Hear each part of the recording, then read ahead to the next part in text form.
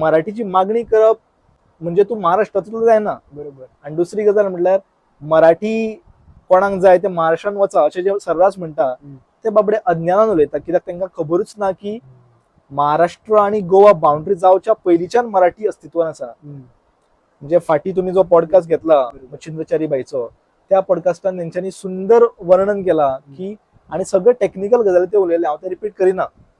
तर 13व्या शतकापासून मराठीचे शिलालेख गोंयान मेळटा. वेळू सत्तरी आसतले, नागेशी आसतले, अशे विविध उदाहरणां दिवपाक शकता.